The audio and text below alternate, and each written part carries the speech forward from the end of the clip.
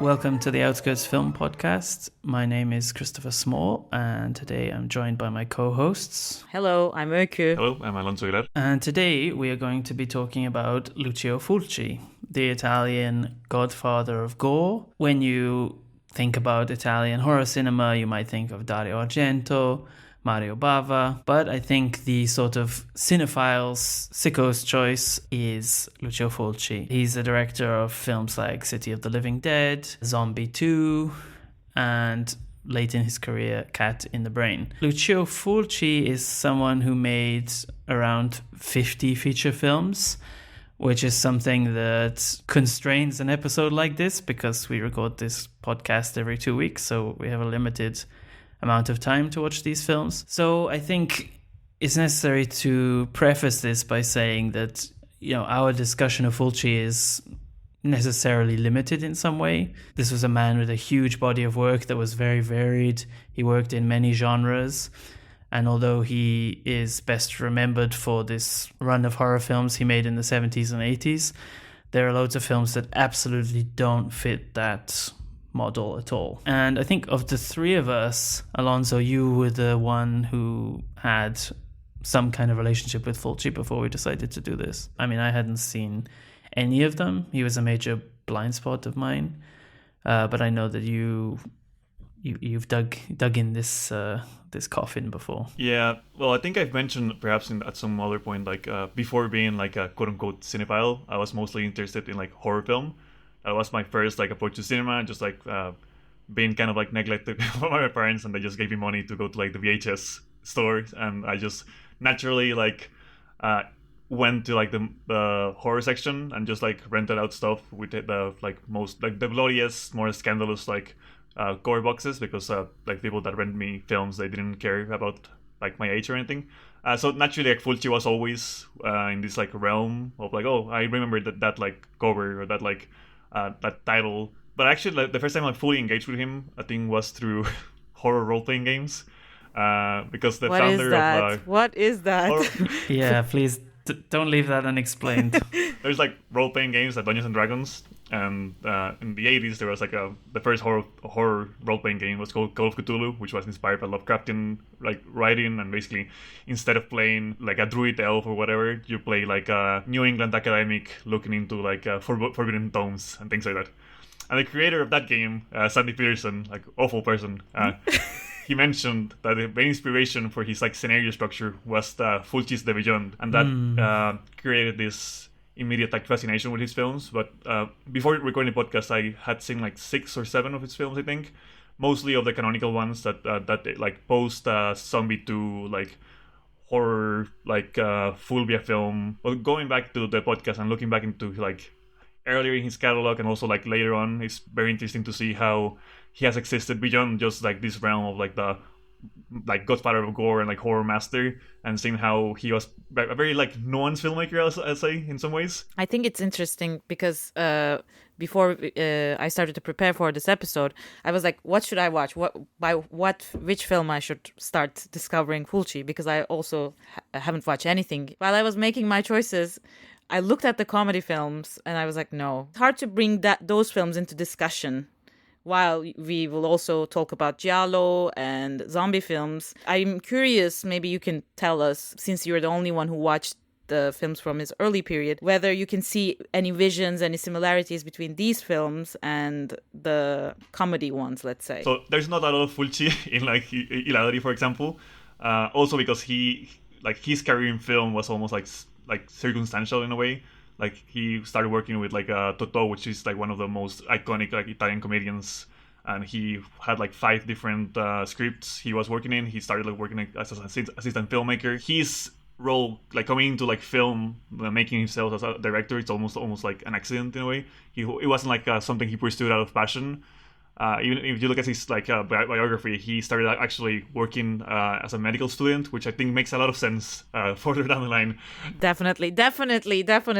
Right. Well, I was reading that, I was now that makes sense. Now I see. Yeah, you can see the fascination with guts and viscera. Just we'll come back to that at some point. But yeah, if you read about why he started getting into film, he was like, oh, there's like more money in the filmmaking industry. There's nothing like idealistic or romantic about. Oh, in his early films, I don't think he's had like developed a style, and even I argue that even in the 80s, he was kind of still figuring out like a style for his films. I don't think he even like considered himself perhaps that kind of auteur we perhaps like see other like horror masters, because even in the 80s, during his like heyday, let's say, he was still like doing like films like Conquest, which are very Fulcian in a way, but also like formally very different, and like doing like a lot of stuff with different like genre signifiers. So he felt like simultaneously a very idiosyncratic filmmaker throughout his whole career, but also like that gone for hire element that he had in his like comedic era, I think, was always there in some way. I think it's an interesting point about a lot of filmmakers that we love, which is that maybe they have this sort of auteur patina, and they have this period of like high auteur power or whatever you would call it. But in fact, you see that they are in different ways shaped by huge external influences, and not even shaped. I mean, completely transformed. Like the Fulci, who was making films in like 58, 59, 60, whatever, was kind of a different man in some way, even if you could look through those films maybe in a part 2 episode and find some things, but it's like the external forces were almost determining him. It's also I wrote this text about Frank Capra last year. Sorry, we're recording in 2026, so 2024, and I realized that the Capra films, the whole kind of peak Capra period, was maybe 12 years. But there's a man who had, like Fulci, a 40-year career or something like that. There was just 13 years where he was making like the pure Capra visions. And it's true of Fulci, that I think the first film that starts to be kind of considered Fulcian is his 20th, 21st, 22nd film, which is crazy. I mean, it's impossible to imagine someone having a career like that now. My first Fulci was one on top of the other, because I was like looking at the list and I'm like, that should be the one. But then you see White Fang. Like, chronologically speaking, there's no logical unfolding of towards a more gory horror.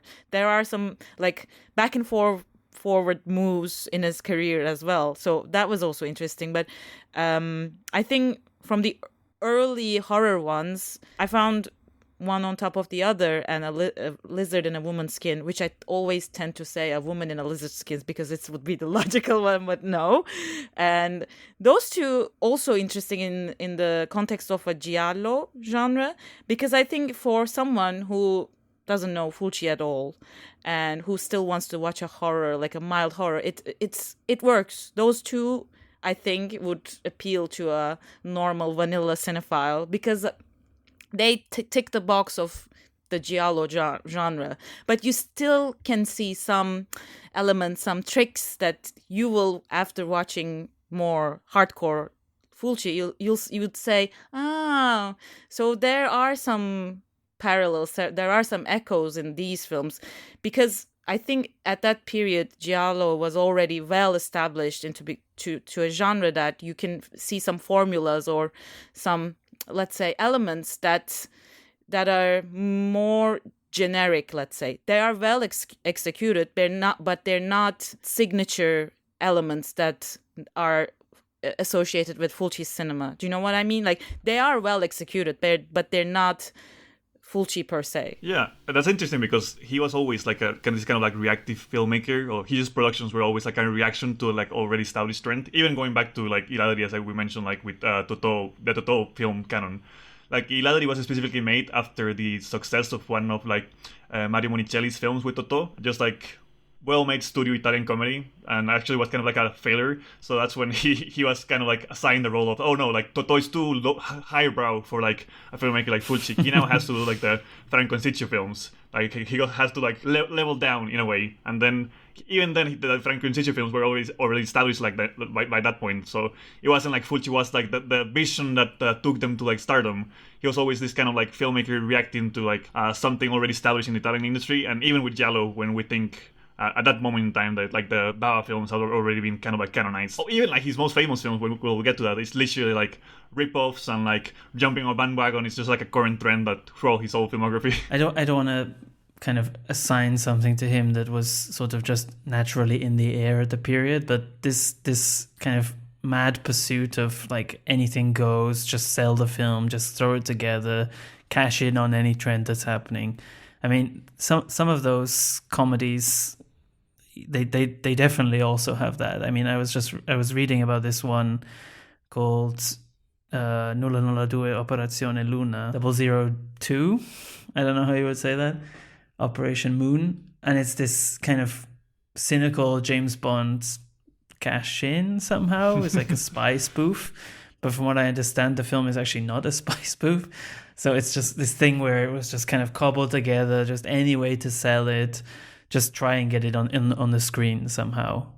And so I think, like, you know, you stew a guy for 20 years in that pot, and then the 70s arrive, and, you know, cinema attendance is declining, and violence is like one way to get people's attention, and somehow he so beautifully flowers as a result. This is cable, BABL AM, BABL FM, San Francisco, in the air, everywhere, over the beautiful bay of San Francisco.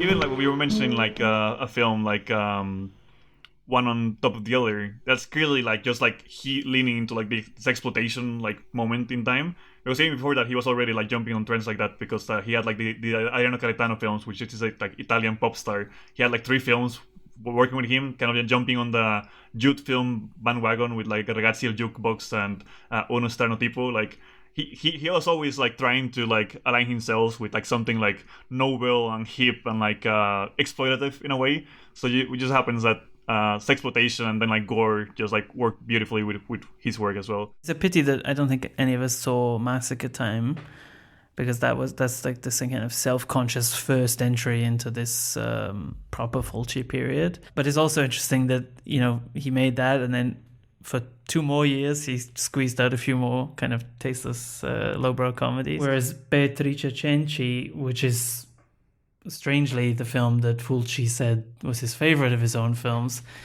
is both a very different kind of film, and yet like for me it was a huge revelation watching that, because like all of Fulci is there somehow. I think the English title of the film is the Conspiracy of Torture, which I think tells you a little bit of what you can expect from this film. It's the fact that it's this kind of has one foot in the kind of quasi-prestige world, because it's a historical drama. In theory, it is not an exploitation film. New version of a story that was made in Italian cinema many times. Riccardo Freda, I think, made the most famous version. I mean, the story is about this teenager who, the daughter of this crazed landowner, nobleman, Francesco Cenci, and basically he's sexually abusing her, so she enlists a few people and they kill him. And the film is, where the film becomes very Fulcian, is I think on 2 fronts. One is the fact that it, like all Fulci, is essentially non-narrative. It's just this like very scattered, kind of discombobulating hallucination of scene after scene. At some point I realized, this film is actually being told out of order. I just thought that there was I thought I was just having trouble following it. But the murder happens, 2/3 of the way through, and you're told through flashbacks, you see this, you see that. And the other Fulcian aspect is that there are very many grisly murder and torture scenes that, as you would expect from Fulci, really go above and beyond what is necessary for a film like this. And it's also a very kind of professional job. I think in this period you really feel that apprenticeship of 20 years on Fulci's part that allows him to kind of experiment, to do interesting stuff, but also, just really bread and butter block a scene. I want to add something about what you said, especially the non-narrative or like discontinued aspect of the films, because even the ones that I mentioned in the earlier related to giallo genre, they have really elaborate plots, like about murder cases and especially the psychosexual implications of a character's acts, for instance, in a lizard in a woman's skin, because we have murder investigations, and these films should have a logical conclusion that would ease the head of the spectator to make them understand, oh, that's how it happened. But ultimately, I don't think that those aspects are what counts in the film when you try to remember them. It's more about these really scenes, blocks of moments that stand out rather than characters, because normally when there's a murder or someone's like falsely accused out for murder, which what happens in one on top of the other, and a doctor is accused of the murder of his wife, you don't really feel sympathy for him. It's more about the action and the sensation that stays with you, not just the sympathy for the character, or his arc is not that important, whether he's saved or not, even though the film itself plays a lot on that front. In this really interesting scene in the prison, there's this, I don't want to spoil it, but there's this execution scene, that impending execution, and a lot of tension comes through that scene, but you don't really feel like, you don't anticipate his death. It's just that scene stands out because it's the tension is there, but the character building out of the character is not that important. Yeah, I think that's also kind of the case in Lizard in a Woman's Skin, which is perhaps from that period. I think it's the first one that I watched from that early 70s period, and so be kind of like a good intro point to Fulci, because it's perhaps more structurally similar to other giallo films. Which is actually kind of the reason which I like the film. I'm not that enamored by it. You can follow the plot along. It's kind of too well made and structured, plot wise. It has a lot of procedural scenes of actual investigation and actually trying to follow some kind of mystery. To me, the most interesting aspect is just the formally, as Oiko was mentioning, the formal kind of sensuous sensory filmmaking of Fulci, which he clearly has more interested in this the kind of nightmarish LSD scenes where this character has this sex-infused orgies and murder visions and hallucinations. And to me, that's the Fulci I like. The rest of the film is kind of it's a kind of a very standard Italian thriller, but again there's some tension in that period, which I think it still shows a filmmaker that hadn't fully embraced that outlandish metaphysical horror element that will kind of characterize him.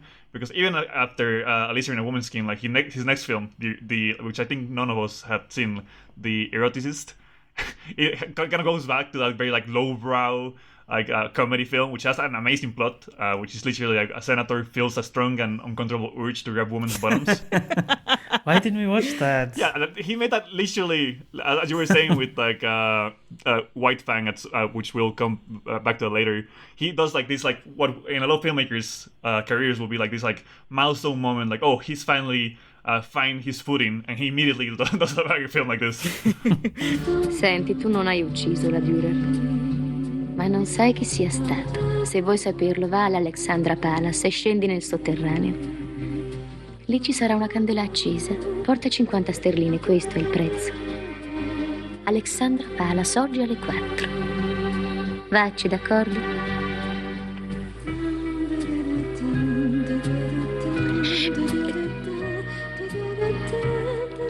By the way, about The Eroticist, I mean, that has an incredible Italian title. Despite appearances, and as long as the nation doesn't know or understand, the honorable member likes women. Perhaps the greatest title of all. Yeah, real fuck up that we didn't watch that one.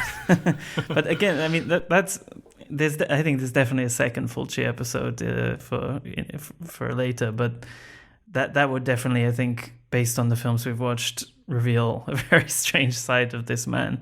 Because, as you said, I mean, there's also from this period this sort of biographical mythology as well, which is that around 69 and 70, first his wife Maria, who he was married to since the early 50s, got an incorrect diagnosis of cancer, terminal cancer, and killed herself in a gas oven. Then his daughter Camilla was paralyzed in a horse riding accident. And there's also this other thing that crops up again and again, but is like not really verified, which is apparently he had a third daughter who also died in a car crash around this time. These catastrophes coming all at the same time. What people mythologize about that is that was the point when Fulci became this kind of Prince of Darkness style figure, that all his films became, hyper violent, and that was, when he was awoken as an auteur, which, is like, as you mentioned with the medical training, there is that aspect that I'm sure there are echoes there. But yeah, he even at that time he made Massacre Time a few years before that. Then he went back to these sex comedies. Then he came to the giallo, and then he went back to some things like The Eroticist, or also there's this kind of John Ford style Western at this time, The Four in the Apocalypse. Yeah, so this transition to a kind of like this Fulci that we know and love was a difficult birth. I think it took a while. I don't want to think of like overarching narratives about like artists, but I think there's a recurring trend of a man who's trying to make sense of unrealistic or supernatural phenomena that's happening in his films, and maybe that's also reflected in his real life, in these terrible incidents happened. So I think there's a mirroring aspects of his characters witnessing or experiencing really dreadful phenomena and trying to make sense of it and going through it, even though they're inexplicable and rationally impossible. Actually, I wanted to speak a little bit about Don't Torture a Duckling, because I think it's kind of considered to be one of the best introductions to Fulci,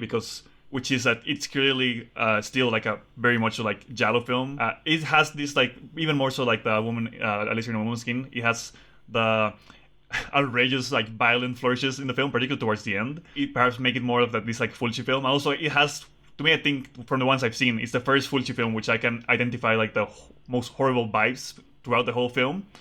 It doesn't have any moment of catharsis. Like, it's just like the most like horrible sequence of things. Like the mere like concept of the film about like that series of like child killings and murders in like southern Italy, and there's a lot of like superstition around like the Catholic Church and its role in like murdering kids. But even then, I think it's like perhaps the best introduction to Fulci, because you have like both sides of it, and you're not like fully thrown into like the void like perhaps happens with if you just start watching like The Beyond or like Zombie Flesh Eaters or like the 80s stuff. There's like more for you to grasp plot-wise and structure-wise, and more like recognizable like gothic horror elements here. Yeah, I mean, Don't Torture Ducklings is interesting to go with to put next to Beatrice Cenci, because there is, despite the fact that it's this giallo essentially, this genre film, it does also have like a certain kind of thematic potentiousness, because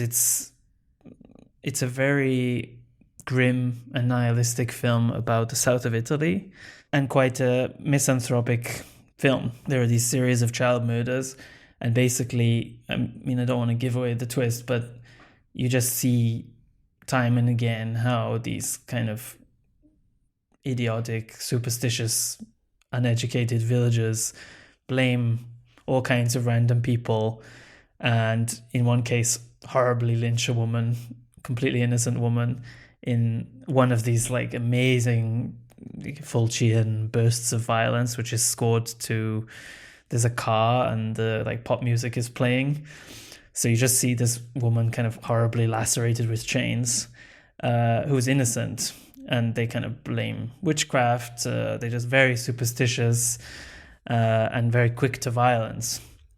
And then there's this Catholic element, which is difficult to talk about without spoiling the ending, but suffice to say, it's a very anti-clerical film. And when you think in that period, someone making a film about priests and violence against young boys, it's a very, very bleak film. So Borovchik of him, like two Catholic men shitting on Catholicism while being fully Catholic. Yeah, that's Italy, baby. But yeah, I mean that's a really interesting one. I mean, it's definitely not a prestige film by any measure, but there is that element to it. And in the opening scenes of Don't Torture a Duckling, there's just like such a, for me at least, beautiful.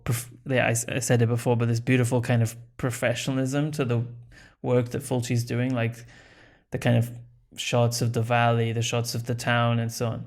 It's so good, so precise. Like it's a kind of precision that is lost in later Fulci. I'm sure Alonso would say, like, to the benefit of the films, but it's like this moment where like he still had one foot in that kind of professional world, and he still cared about these sort of like the way that you do it. I'd say it's kind of anti the Beyond, actually, when you think about it. Like in terms of introduction, you totally don't have it in the Beyond. That aspect is just like you're thrown into the action. You're just like, yeah, this is it. Go. Yeah. And I think for me in those early procedural scenes where you see the cops investigating and so on, it's a little bit boring also, because it's like, it's like a very kind of competent job of that thing, but it's not completely letting loose. Whereas at some point the film just goes into the gates of hell, like to quote the English title of City of the Living Dead. Yeah, it's interesting also to think, like, thematically is perhaps the first one that I think has this aspect of like the metaphysical malaise as his main like through line. But then again, we then see like after the White Fang films, we have like the For the Apocalypse, and then goes back into like the sex comedies for a bit. Can't get away from it. No, he has one actually which we need to see at some point, which is even he's like ripping off his own film. He's ripping off the success of the Eroticists with the demonic womanizer Constante Nicosia, or Dracula in Brianza, it's called, which is once again like instead of like the Italian politician, it's like this like Romanian, like sounds very problematic, by the way, a lot of like ethnic stereotypes in there. Basically it's like a horny Dracula film, and then again it happens like a couple of years after doing like his most like professional and critically acclaimed film with like Don't Torture a Duckling. Speaking of the procedures, I thought while watching The Beyond or City of the Living Dead, I thought he was kind of making fun of these stereotypes, like not making fun, but like exaggerating some stereotypical aspects of inspectors or journalists, like because they don't really feel real, especially in Zombie Flesh Eaters. Like, there's this journalist who tries to investigate the phenomena, and the way he's portrayed is so over the top. You're like, is this like, he's not being really realistic there. I think there are some aspects like really specific to these genres in ways that they depict some characters, and in Fulci he kind of pushes them to the extreme. I don't want to say caricature, but I think he plays with these aspects. Oh boy, wait for Zombie 3. There's definitely some characters in there. Perché ci vanno le femmine. Crescono, sentono lo stimolo della carne, cadono in braccio al peccato. Bisogna impedirglielo. E ancora sono peccati che Dio perdonerà facilmente. Ma domani, quali sordidi atti commetteranno? Quali colpe non verranno più a confessarmi? Allora sì che saranno morti per sempre. Io li amo come se fossero tutti i miei fratelli. Alonso, wasn't it the case that Zombie Flesh Eaters, I think when we floated the idea of doing a Fulci episode, you said that Zombie Flesh Eaters, aka Zombie 2, was a special film for you. Yeah, actually, might be like a controversial opinion, but to me, it might be the greatest Italian horror film, and it's within my personal canon, like literally one of my favorite 20 films of all time.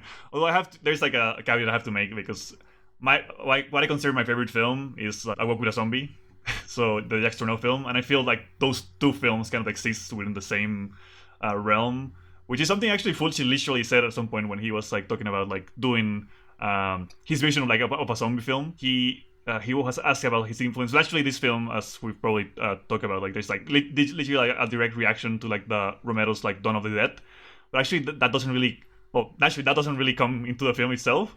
And also like Fulci's like inspirations or like what he saw of interest in like the zombie genre wasn't really related to that.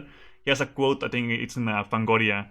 He said like he wanted to recapture the mood and the atmosphere of like Italian settlers going to the Caribbean in the like 18th century. So he wanted the film to really embrace the aspect of like the moody, like the moody, oppressive like sense of like witchcraft and like paganism and this like again like very like problematic ways of describing the Caribbean, but like this like decay and like affront to Western civilization, to rationalism. And I think that not only shows in the way he like creates the plot of the film, but like formally how he approaches the film as something that's almost like impossible to fully grasp at any single moment. So to me, that kind of like fully like almost like expressionistic way of like working around like a zombie film, to me goes back to what I like about like a Walk with a Zombie. But in this case also it's like ingrained, which was one of my favorite periods in like film history, which is this moment of like Italian like late 70s early 80s like Italian trash films. So I find it's kind of like totally geared towards my sensibilities as a cinephile, quote unquote. I think that really shows that he's more inspired by like the 1950s kind of like expressionistic gothic horror films, and his way of approaching that, at least to him, is doing it in this like very like amorphous, like almost like psychotronic way. When we decided to do this, I hadn't seen any Fulci, which was one of these kind of big missing gaps in my film knowledge. And I would, like Oku, was trying to find like the best in a way. And so in the end, I just decided to go with Zombie because it was like it's the most famous film that he made. And for me, I think it's quite actually, I've been relieved to discover that it was quite a common experience with Fulci, that actually a lot of people really don't get him at first. A lot of the people I know who really love Fulci had that exact same experience with The Beyond or Zombie or whatever. The ideal would be Alonso's experience, but I think a lot of people come into it and they just kind of like, what the fuck is this? I mean, it's like messy, borderline non-narrative, really dwelling on not so much violence, but on gore to an extent that's kind of unbelievable. And also the tone is not quite clear to tune into. And I felt that with Zombie 2, which was that, on one hand, it has a scene where a zombie fights a shark and, copious violence, and clearly it just revels in just showing you.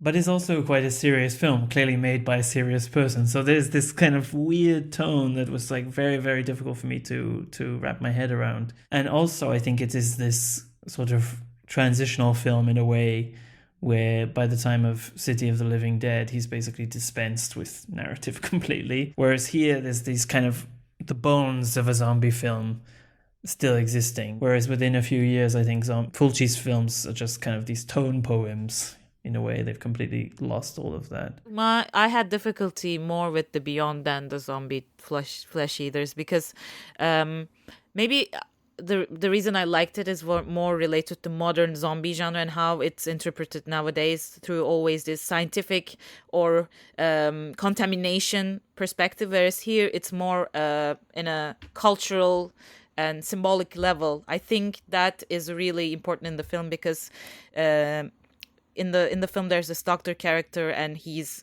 trying to save people on the island, and that his obsession is also about with the voodoo that he claims that the inhabitants of the island are practicing, and that it causes the zombies. And this is the implication, but we never see the voodoo. We only hear that it's only presented orally, and that's so effective, I think, when you watch it. The others coming to the island and the inhabitants living on the island, there's a clear distinction between the way he.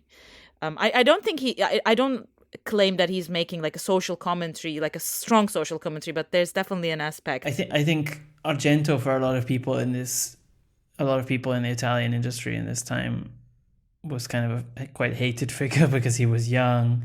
He had been a film critic and whatever, and he came into cinema and immediately had massive success with Bird on the Crystal Plumage. And so at this point, like Argento was still in his like kind of most prestigious period and had even started to make these sort of self-conscious films like Inferno and Tenebre. So it's interesting to me that this guy Fulci, who's been around for so long and had made these kind of Argento-like films, had kind of cashed in on that trend, at this point started to break away and started to go in more of this direction of people who are maybe on the B or C tier, and, you know, like going abroad, escaping Italy, taking money to the US, shooting in New York, probably with no permits, you know, shamelessly taking advantage of cheap labor on an island in the Caribbean, whatever, you know. And I think that he never came back to that, you know, like that this was the point where he sort of broke off on his own raft, and was like forever either condemned or lauded as this sort of exploitation, tasteless, obsessed with violence filmmaker, not someone like Argento, who was sort of doing the highbrow version of that. Like, in retrospective, like the closest he got to actual like higher brow art house film was like perhaps like Beatrice Cenci. Zombie 2, I don't think it's kind of recent being like reappraised, because for a long time it was just like a kind of like a meme in the sense like just like you had like the zombie fight in the shower, you got like the eye gouging scene, which I think is important to mention. Like, he's perhaps the first instance of you seeing like that classic like Fulcian mannerism. And also, like, the level of gore in this film, I think, is what will start like being associated with him, and he just like banks on it from this point onwards. But actually, from this film, I just want to mention like my favorite sequence, and one I think about often when I think about the power of cinema, is not particularly any of those two scenes.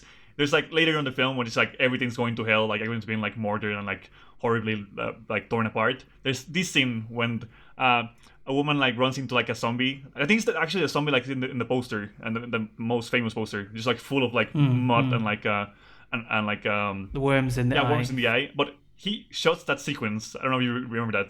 Like, he puts the camera right like in the dirt, and then as the zombie goes up, like the camera also goes up to the perspective of the zombie, and you can see like dirt like going into the lens of the camera as like the zombie approaches the woman. Yeah, that's pure cinema to me.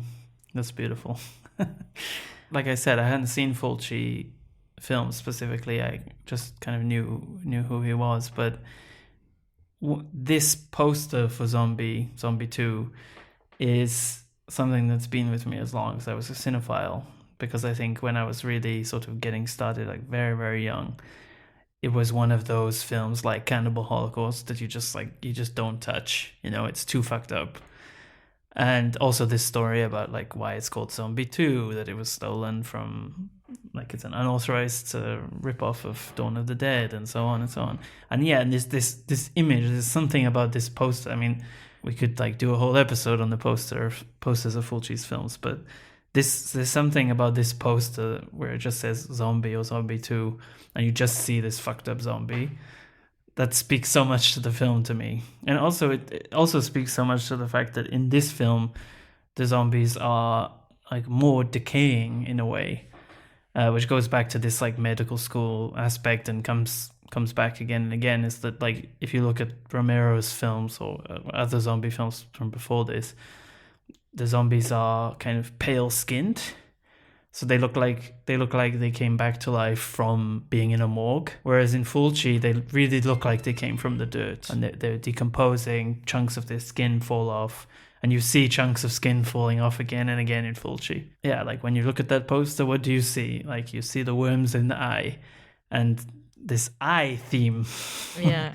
Like this ocular theme in Fulci. I mean, it's like one of the bread and butter aspects of his films, that eyes are destroyed in every way you can possibly imagine. He takes his time. He takes a sweet time to see the whole to make you see the whole details of the eye and how it like sticks inside. Oh yeah, there's like fully like a sadistic fascination he has, because he not only shows you as like literally the piece of wood sticking out is going into the eye, then he does like a detail shot of the eye just like being like penetrated by that.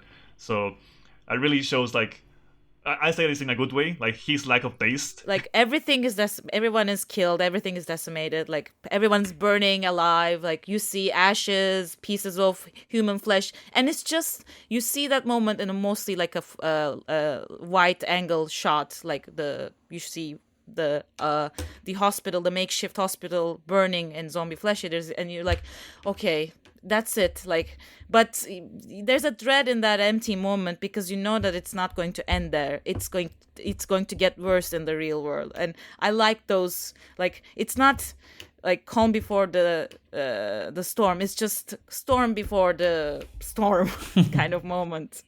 Even like the final call in the film, with the radio signal, which is almost kind of like juvenile nihilistic ending of just like seeing like the radio signal showing like, oh no, the zombies have already like invaded everywhere. It's like full apocalypse, like everything's going to hell, and then credits. I'm like, yeah, beautiful. I mean, he teaches you as a viewer at every point to expect the worst, and to also expect that things will also get worse. You know, he's always like, oh, the eye is going to the wood, and in the last moment the guy is going to run in, and the guy never comes, and it just kind of lingers on this like absolute violence against the eye. Same with the tarantula scene, I think, in The Beyond. Like that scene is so long. Like you just the spiders, and I think in that particular scene, they just crawl, and you get that he's going to die. You understand, but you watch these really minuscule movements of tarantula legs. He's just obsessed. Like I don't know how long that sequence lasts, but it's just so long for a normal filmmaker. No one would shoot that scene in that way. It's just too detailed, and I think it's a torture to watch that scene. Not because it's just disgusting. It's just too detailed because I don't think it's sensational. Like after that long, after that, like it stretches us out that way, it becomes disturbing, not horrifying. You know what I mean? It's the duration that makes it more disturbing.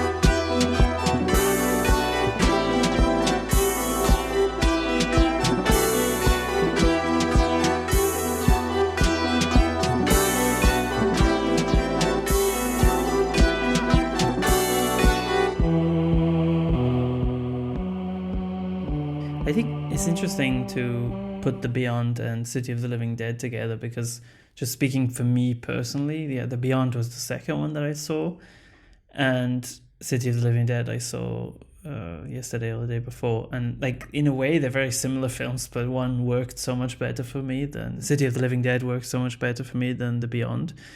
And I wonder if now if I rewatch The Beyond, I would somehow get it more. But that was the one where I sort of jumped ahead and suddenly found myself in this film that is truly non-narrative. It's literally just a woman gets a hotel, the hotel is located on the gates of hell, and you just see horrible things happen to people.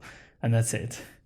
And this, exactly what you're talking about, Urku, this like extendedness to everything, this kind of lingering on the tarantulas, lingering on violence, whatever, was the thing that in that case took me out of it, you know. Whereas when it came to City of the Living Dead, there was kind of I was already in this land and suddenly all that made sense.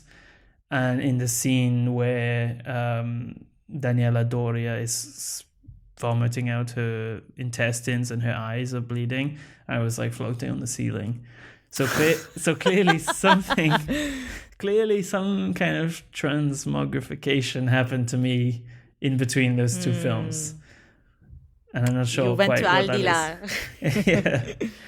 Yeah, I was in the Aldita, which was Fulci's head, I guess. I do think like City of the Living Dead does have like like sets the mood before really like delving into like the full blown like disaster that's happening. Like at least, well, you do get like a hanging scene in the first scene, but I mean, it has like a more like sorrowful mood throughout the film, which I think kind of like centers it in terms of like atmosphere, which I think like The Beyond perhaps is just like outright like anarchic in a different way. Actually, I like The Beyond a little bit more, but I love both films. But yeah, like, what always I always think about like City of the Living Dead is like how surprised I was the first time I watched it, like, and seeing that like there's not even like mournful way of like seeing like this like full blown decay and like hellscape. It just feels like almost like sad. Like you never like you have those sense of like almost like primal like enjoyment of the scenes themselves, or like the iconography. Because I have to say like this is one of my favorite posters of all time, the City of the Living Dead. Like you have like the Hank priest, you have like someone born into that, you have like, as you were saying, like the bleeding eyes, like and everything is in that poster. Like everything a film should be is in that poster. But then again, like the tone in that film to me is always like what kind of like moves my feet in a way, in a sense. Like I always, when I go back to this film, get surprised by how bad I feel watching it. Like how in the best sense possible. But I think the reason maybe it City of the Living Dead appeals more to, let's say, general audience, would have appealed to general audience, because I think it has a spatial unity. You have a more like contextual and historical background. I don't know if this is the reason that made it work for you, Christopher, but I think from a general perspective, because there's this Salem witch aspect, or the spatial unity between through the town, like because the town is affected by this Living Dead. So that, I think, even though it's like there are non-narrative aspects, even though they're like set pieces of extreme violence, like The Beyond, there's this pretense of narration through that aspect, and it kind of works maybe better than The Beyond. But I think the ending of The Beyond, it's so powerful that it compensates the whole messiness of the narrative. It's so powerful. I mean, when I think about it, I think watching City of the Undead was more enjoyable. I don't know how to say it, like cinematographically enjoyable, but the ending of The Beyond is beyond. It's so powerful. It's the bad vibes, like extreme bad vibes, and you just like it's I think it's a like a visceral experience. There's definitely a point in City of the Living Dead where it just like reached a kind of intensity for me that was difficult to describe or make sense of inside myself, which is this, of course, the eye bleeding and the vomiting, but the maggot scene, which is like obviously so disgusting, but the fact that you can see that they're real maggots, and you can also see based on the when it cuts to the window where the maggots are supposedly flying in from, you can see that they're coming from not from the air but from a cannon. And then when I read about it, and I read, of course, that it was real, that is what they did, that they got 20,000 maggots and they just fired them at the actors. And Fulci was, we should also say, like, known on the set as not a very nice man. In that moment, I just realized that in this period, like, he just didn't care. Like, he was just willing to do anything to achieve like the most extreme and most intense feeling, which is also, and I think like it's definitely worth us mentioning, it's also enhanced hugely by the amazing score in this film. And this was the period where he was working with Fabio Frizzi, who I think scored, most of the films of this period. And that's, I think City of the Living Dead is my favorite of his scores. Like there's this one kind of theme from that Frizzi score for this film that's just beyond anything.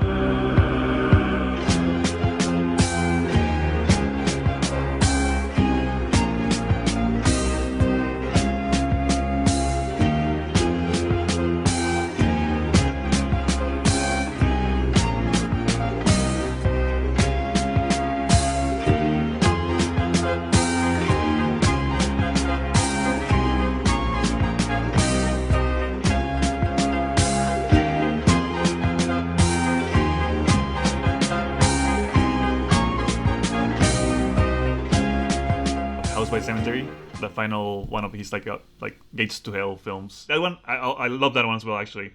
But he kind of scales down in a way, because that one he's like most like outright like fully like gothic horror kind of like ghost film.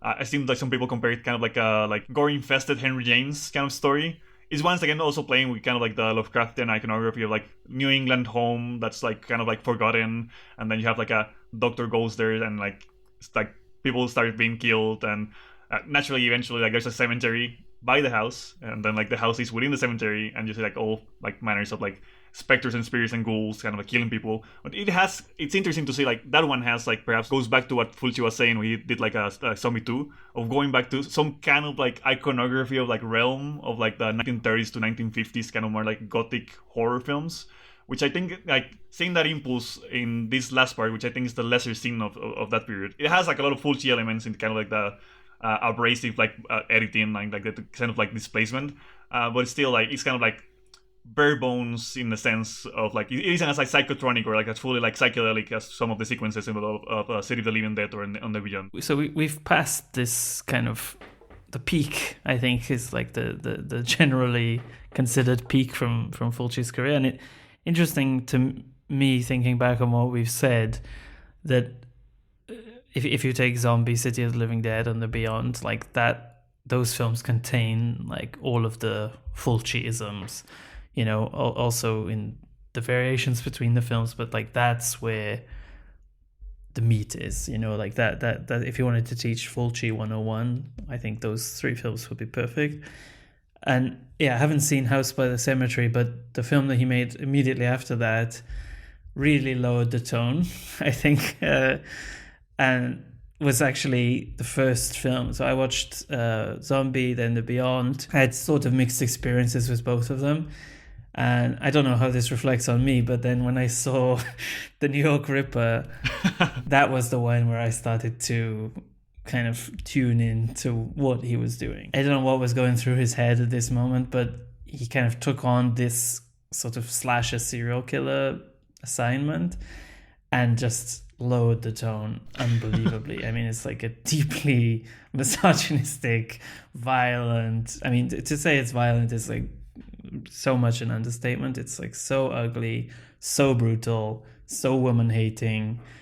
But there's someone was saying that it was kind of interesting to go from The Beyond to this film because you remember that Fulci can actually make a narrative film, because this film does have some of that, you know, professionalism, quote unquote. It's like a very good procedural film in a way. Like it has characters who have traits and something of a story, but yeah, it's just so hard to avoid the fact that it's structured around a series of murders that are just so awful. Well, basically the film that kind of like sidetracked his career in a way. I'll describe at the moment he was portrayed as a misogynistic pander to lowest audience desires.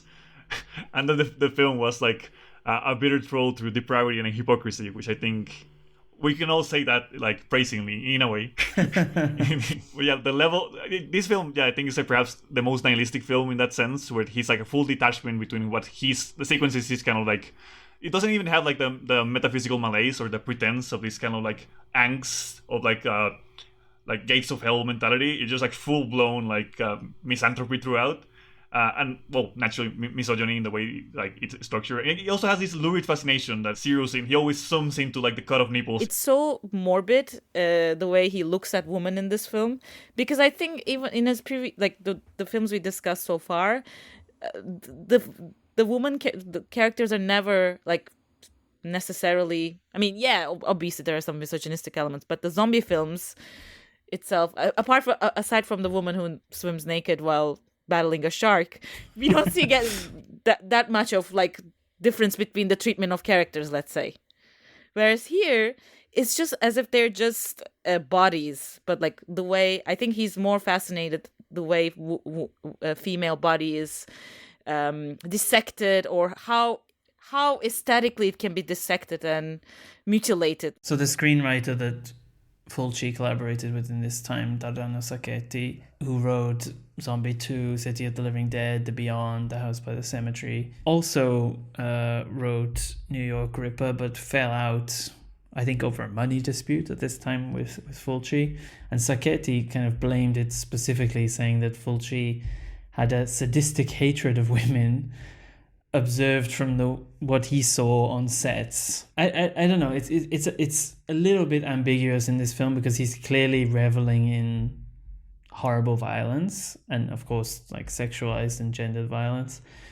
But to me, watching all these films together, it really seems of a piece with just a general hatred of human beings and a kind of nihilistic view of violence. It is this quasi-anomaly because he's broken away a little bit from this kind of free-floating, poetic atmosphere of doom, and he's just making sort of a straight-up exploitation thriller, but he's making it in the ugliest and most painful way imaginable.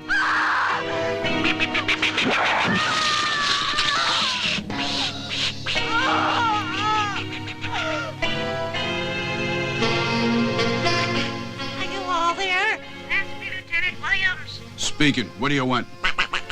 To dedicate a murder to you. Sacrifice a woman.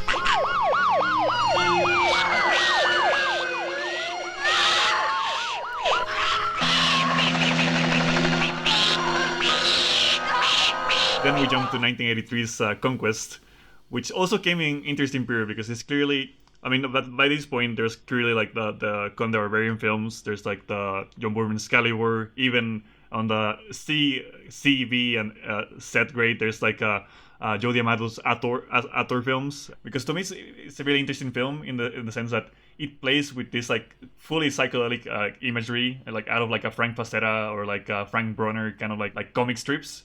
But also it feels very, to me at least, feels very Fulcian in the sense like how it's structured, like almost plotless, just like fully immersive and sensuous in how it creates this like world, but actually you're just like flowing throughout it. And it's a different sense because it isn't as oppressive in terms of like violence or like bad vibes as some of his other films, but it still has like the random like gore elements.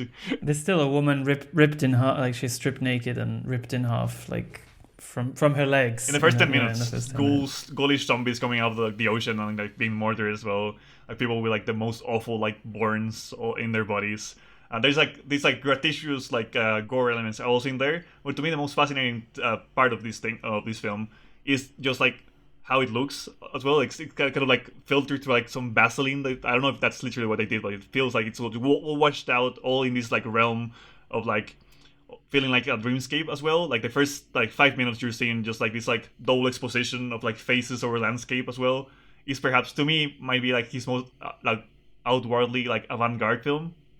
And then you have all the practical elements and like the like bows and arrows like with lasers and like talking dolphins and like it's like the main villain in this film is also an amazing like just character concept, which is like essentially a naked woman which has like a snake pet that lures around her, and she has like this like golden mask, and that's like the main like antagonist of the film. I'm not really describing a plot, just like different iconographic elements, and to me that's also my experience, like fully immersed in like a sensuous experience. I was saying like just like a textural film in the most like overt way to me. It really is just this vibe film, and you're just watching these like one beautiful image after another. That's very, there was clearly so much effort put into every image, and yet none of it really makes any sense, but there's the kind of emotional logic that somehow ties all this together, just as a fantasy film as well. Like it really works for me, like as you said, like this kind of character concept of the villain or the bow or like the place that they live or whatever. All these things are actually strangely well realized. The fog machine in this movie was working overtime, and I think there's like not a single scene that doesn't completely draped in fog.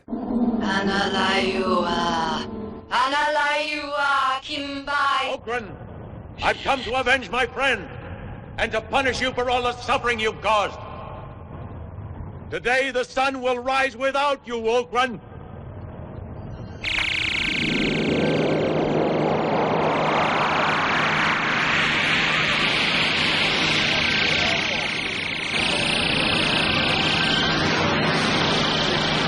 In this episode where we've moved pretty, precisely and chronologically for a while, we hit this kind of hole that we haven't explored so much. Once you have a peak in your career, such as this, of extreme horror, and it's like the extreme, the very definition of term that you have to then what's beyond?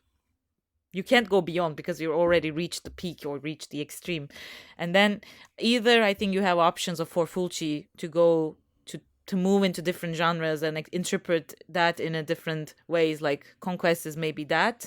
But then I think if you stay in the same genre, same gore elements, you would obviously the audiences would expect more, and you can't do it. So I think that disappointment or the fall down was inevitable, let's say. This was the point where his health started to fail him, and he started to really kind of lose grip a little bit. It's also interesting that, as you said, there's often this kind of peak period of an artist where forces come together to make something greater than the individual artists themselves. And maybe in this period, it sort of retreated a little bit. And also in this period, I think there's a lot of compromised films, through which I'm going to tee it up to Alonso to talk about, I think, the most famously compromised film from this period, Zombie 3, aka Zombie 2. Yeah, well, Zombie 3, Zombie Flesh Eaters 2, naturally. Yeah, so from this period also, I kind of really want to see Warrior of the Year 2072, which is I think simultaneously like a Running Man, Mad Max Thunderdome, Escape from New York ripoff of the Terminator. Yeah, it's just like the whole dystopic future films, and just him doing that in the style of Conquest, which sounds amazing. But from what I've seen, not really well regarded even by Fulci hits. I also saw this person on Letterboxd say that The Devil's Honey was also worth a look. Apparently for a scene where a boyfriend brings his girlfriend to orgasm by playing a saxophone into her vagina. Well, so, bookmarking that for the future. Especially me. As soon as we finish recording, I know what I'm doing. So yeah, Zombie Flesh Eaters 2 / Zombie 3 is actually doesn't have, as you would perhaps expect, doesn't actually have anything to do with Zombie 2 or Zombie Flesh Eaters, which didn't have anything to do with Dawn of the Dead. But in this case, it actually, in a way, has to do with Dawn of the Dead. Well, actually, with Day of the Dead. So it goes back to Romero. It's a pure sequel to Romero, if you will. Because this film is actually not even, and even Day of the Dead also, it's kind of, the plot is closer to the Crazies. So a lot of hazmat suits and kind of this infection, because you were kind of saying what you felt refreshing about Oiku, about zombie flesh eaters, because it had this more mythical sense of zombies. No, that's not here. It's literally just a zombie infection film that happens in a Philippine kind of scientist research space full of Americans. The colonial element is not addressed at all, by the way. But this film, actually, the production, Fulci was pitched to do this film, and he went into the Philippines, but he got horribly sick, and actually just some sequences that are still in the film are his, and you can actually, at least from my experience, I think I can identify which ones are the more Fulcian ones, because the rest of the film is actually kind of directed by some iconic filmmakers, I'll say, depends on who you ask, which are Bruno Mattei and Claudio Fragazzo, which Claudio Fragazzo is better known for Troll 2, which is another meme film, but Mattei has a lot of if you've seen this VHS covers of horrible ripples Cruel Jaws and Rat's Night of Terror and Night of the Zombies and Night Killer and this kind of horrible sea level films, that is Bruno Mattei, and that sensibility is really shown in Zombie 3. So I think as an experience, it doesn't really feel like either of them. It feels like an amalgamation of trash Italian cinema in the 80s, which I think there's a refreshing element in that. The thing is, you really have to subdue the expectation of this being an actual Fulci film, just a film that has flourishes of that Italian maestro in a way, but in the context of more straight to DVD, horrible acting throughout the film. It has it's very structured and narrative as well. So you have this plot of going into this danger site, and then a lot of Filipino zombies just killing the white Western people, and vice versa. And there's also a weird heroic element as well. So the atmosphere is very different. I think this film would benefit of not having the Fulci banner in a way. It will be less seen, but I think it will be better appreciated with the caveat of you already liking things like, I don't know, like Strike Commando or Robo War. I think also in this period, wasn't Fulci kind of known for giving his name to various kinds of films? Lucio Fulci presents. Yeah, and often he would just do it for money, or in some cases he later said that he didn't get any money, he just sort of agreed naively to it. So there were a lot of films that were kind of pegged by his name. But yeah, this one is a slightly different case. I mean, it's interesting how, like, especially the late career aspects of filmmaker in the 80s is not a history of aesthetics, but history of production hell. Like, I think their story is mostly told through the unmade or half-finished, half-baked ideas and films. And I don't know if it's frustrating, but I think that was, especially the 80s, was the period mostly defined by these ups and downs in the film industry. And I think it affected so many of the late career filmmakers in that time, especially the TV gateway, because I think many filmmakers like Fulci tried TV as a way of like finding money, and it didn't work out as well. So yeah. Yeah, even like the Fulci Presents series, as I understand it, was kind of like thought to be also like simultaneously thought to like play on TVs. Like they were shown like theatrically, but like the main thing was like the secondary market of like TV playing and like VHS, and it was also like a cynical thing, with those later films that came out around that period, like Touch of Death, and I think the other one's like Sodoma's Ghost, which seemed to be very like consistently hated upon. I think A Touch of Death is seen as like the nadir of his filmmaking. I found very interesting was hearing that his favorite film was Edgar Ulmer's Detour, and apparently Detour was kind of held up by Fulci as this kind of how you do it film, and he met Ulmer and became friends with him while they were both working on this Robert Siodmak film that I guess was shooting partly in Italy.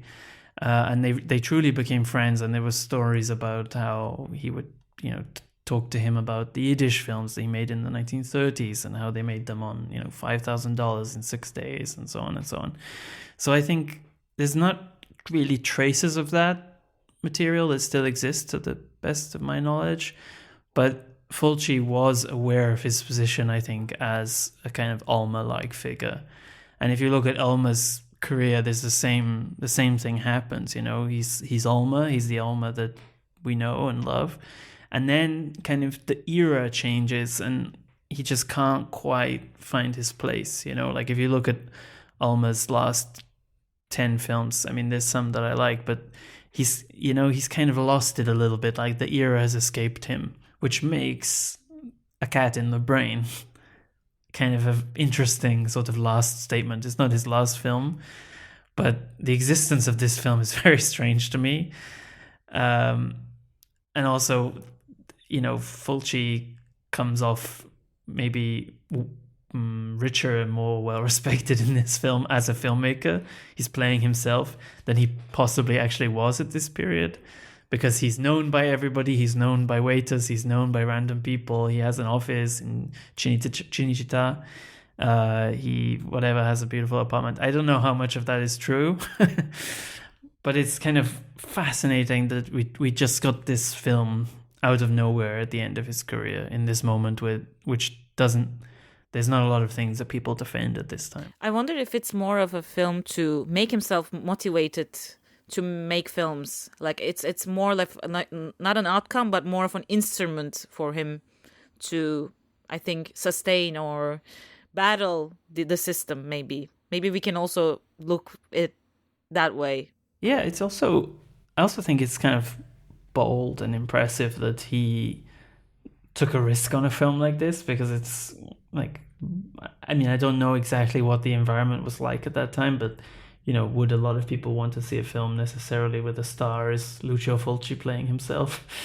And maybe the title, which is amazing, and the poster do a lot of heavy lifting there, but it does also have this feeling of, and I mean this as a compliment, as one of those films where they kind of recycle footage from other films, where they just had these murder scenes from other films and they just needed just a kind of a clothesline to throw it together. So they just invented this meta story where Fulci is haunted by dreams of his own films. Also, it's beautiful that this film goes back to like the comedic element that we were talking about, like at the start of the podcast, and also his own career has like I don't know if he really relates it to that period of time, but he clearly still had this kind of like warm, like almost like wholesome aspect around like his like goofy character and like the comedic scenes, which is funny as well because you like intersect with like brutal like scenes of like gore and mutilation, but it also feels like very wholesome, but just like his own presence, and he's like, as we were alluding to earlier about his like amazing outfits, and he just like hanging out. He's basically like a hangout film where you just like hang out with this like horror master, like watched horror master like going to restaurants and living his fantasy, and then the whole like psychiatric element kind of like gets it is there, but to me that's not really like the point of the film. But for me, I think watching this was harder than watching City of the Living Dead or The Beyond because hear me out.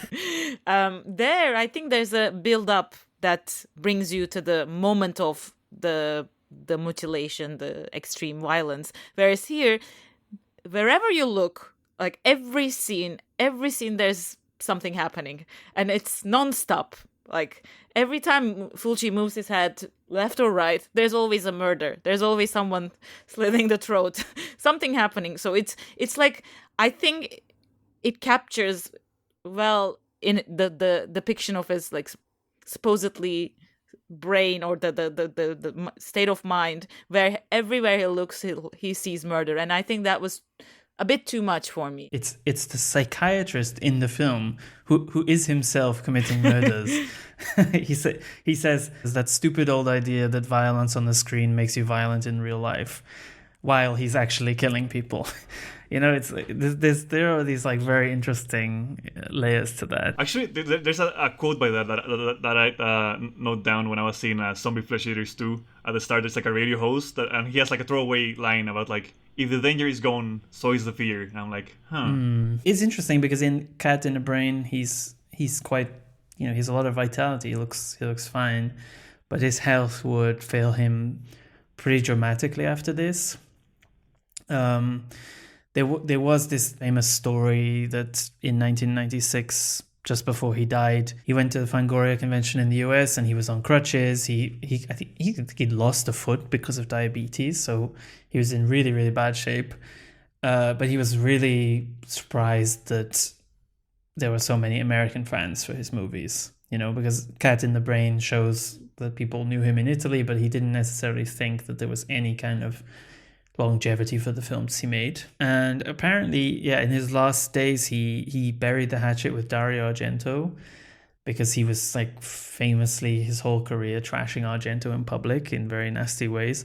And some reason they buried the hatchet, and when he died, they were working on a remake of House of Wax, which never came to pass. And interestingly, in the book, they mentioned that Fulci died on the same day as Krzysztof Kieślowski, and was completely overshadowed by that more famous director's death. What are you to tell me, Doctor? Mr. Fulci, I've seen all your films. I've read all the scripts, the screenplays, the notes. I understand now why you're in this state of confusion. Everything and anything having to do with horror is there.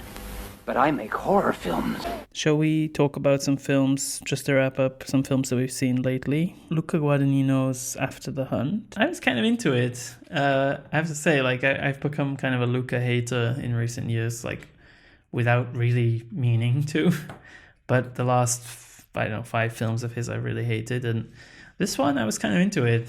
Maybe I'm just too much of a contrarian at heart, but I watched it with my mom, and, you know, the whole time I was kind of looking at her and thinking that she enjoyed it. She likes Julia Roberts. Like all moms. And to me, it was this sort of, like all moms, yeah. And to me, it was this kind of enjoyable, pulpy, kind of trashy film in some way, like very cheap, but good.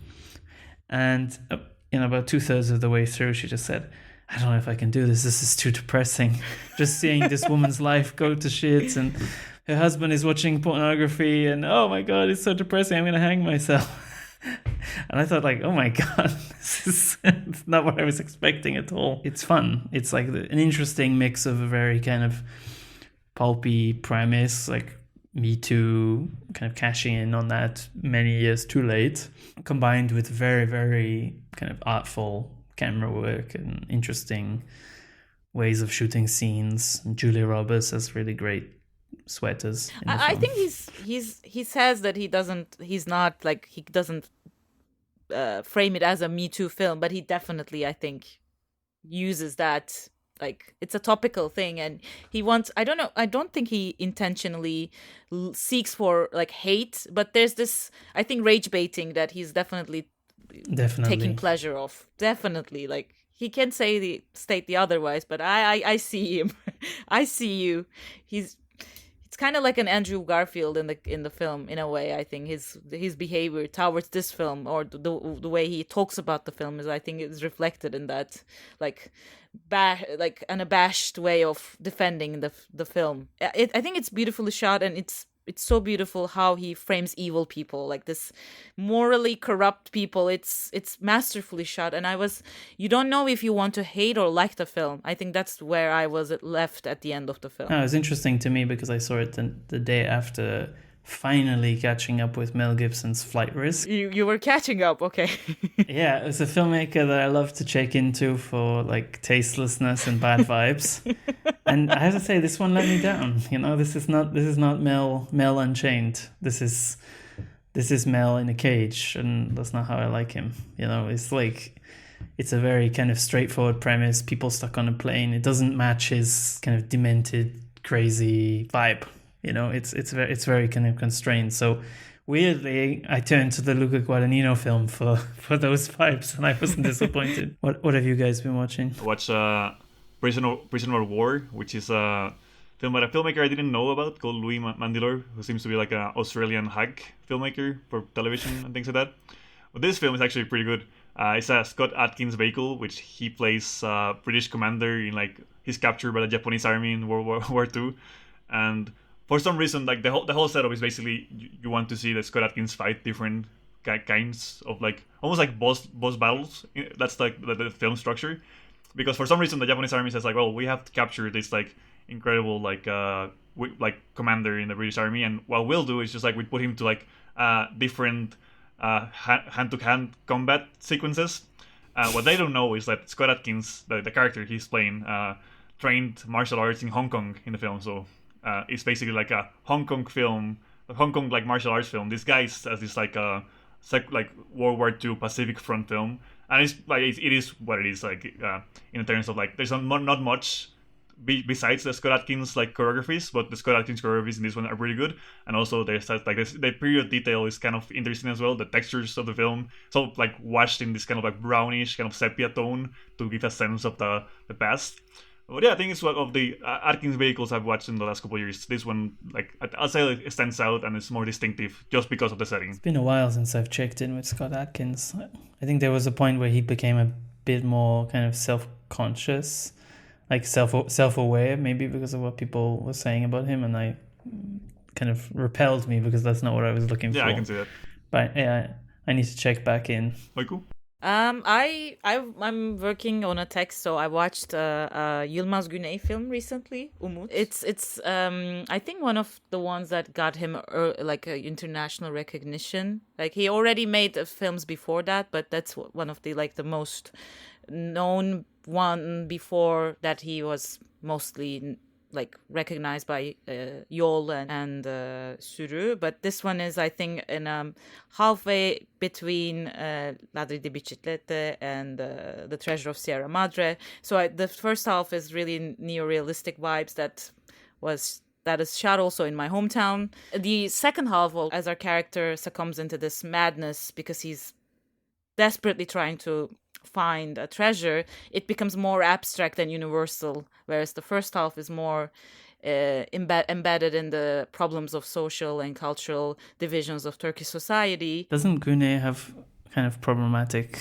reputation in Turkey that we've Yes, touched on? Yes, he does. Yes, he does. He's really, I think, complicated to grasp as a figure. Like, he's not Paul Schrader, let's say. You can't just... I mean, maybe Paul Schrader is not a good example either, but I mean, politically speaking, Yeah, politically speaking, he is really important. Like he's overtly communist. He fled the country. He's Kurdish, so you can't just say he's a misogynistic. Like he beaten his wife. He shot his wife. Jesus. I shouldn't be laughing about this, but I'm laughing about the discourse that has been going around him, because this just like pops up every now and then, and he's a complicated figure. I don't think there's a clear resolution of this, because it's an interesting personality, and I think you have to just take him as he was, like as a really complicated person. So thank you very much for listening. If you have any questions, letters, comments, please send them to us at our Gmail, which is outskirtsfilmmagazine@gmail.com.